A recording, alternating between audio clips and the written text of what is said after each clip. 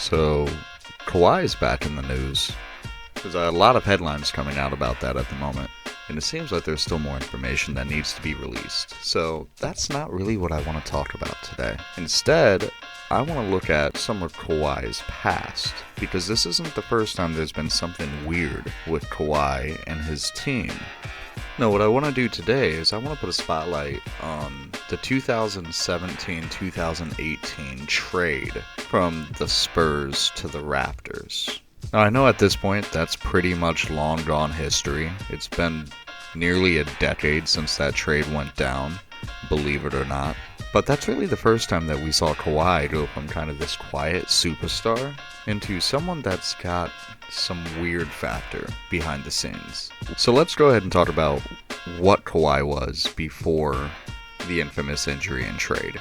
In 2011, Kawhi was drafted out of San Diego State and typically was just a role player, right? He was a great defensive stopper that needed to develop some huge parts of his game. By 2014, Kawhi ended up being the LeBron stopper against the Heat and won the Finals MVP. By 2017, Kawhi was a consensus top 5 player and finished third in MVP voting that year.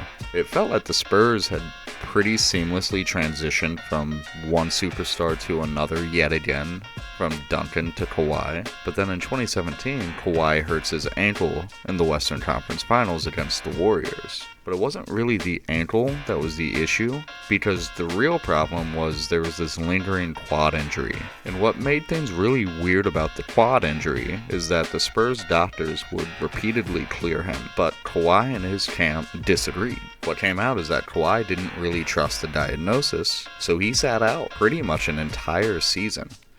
And that's pretty rare at the time, but especially rare for an organization like the Spurs, who kind of built their foundation on loyalty, trust, and really quiet professionalism. Now they were dealing with leaks, rumors, headlines, all surrounding the relationship between Greg Popovich and Kawhi.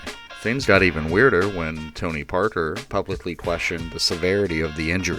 He said that he dealt with an injury that was 100 times worse, and he was already back. That didn't really seem to sit well and split the locker room.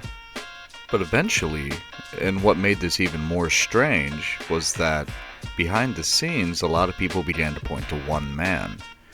That man being Kawhi's uncle and advisor, Dennis Robertson, better known around the internet as Uncle Dennis. Uncle Dennis had become Kawhi's voice in negotiations.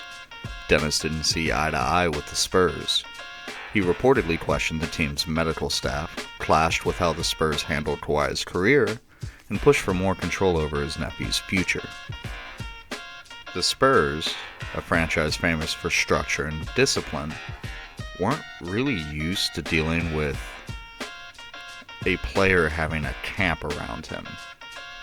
When it came to Duncan, Ginobili, and Parker, it was always pretty simple. Trust Popovich, trust the team.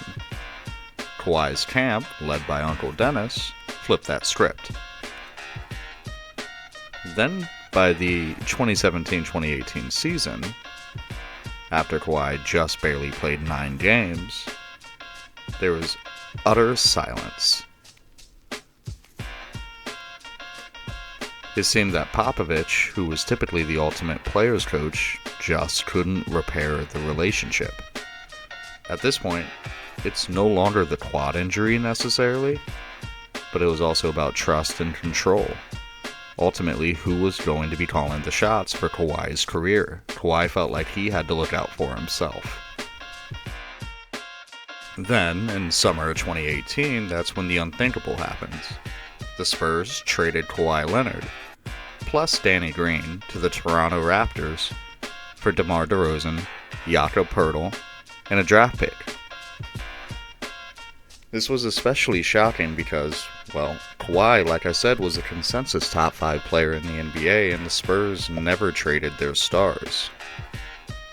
Not only that, it was reported that this was against the wishes of Kawhi's camp It was said that Uncle Dennis and potentially Kawhi weren't really happy about being traded all the way to Toronto in Canada on the East Coast when they were pushing for Los Angeles. Now, there's some validity to that report because obviously Kawhi is with the Clippers after leaving the Raptors. Now, ultimately, a lot of this is forgotten about in the grand scheme of things because Kawhi has one of the greatest playoff runs in NBA history. Goes on, wins the finals, and moves on.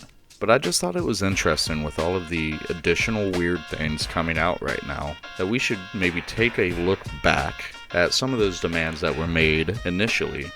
And I just kind of find it interesting that there's a lot of parallels.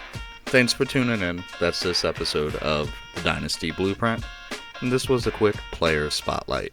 If you want to hear more of this sort of thing, go ahead and leave a like, hit that subscribe button, and I'll see you next time.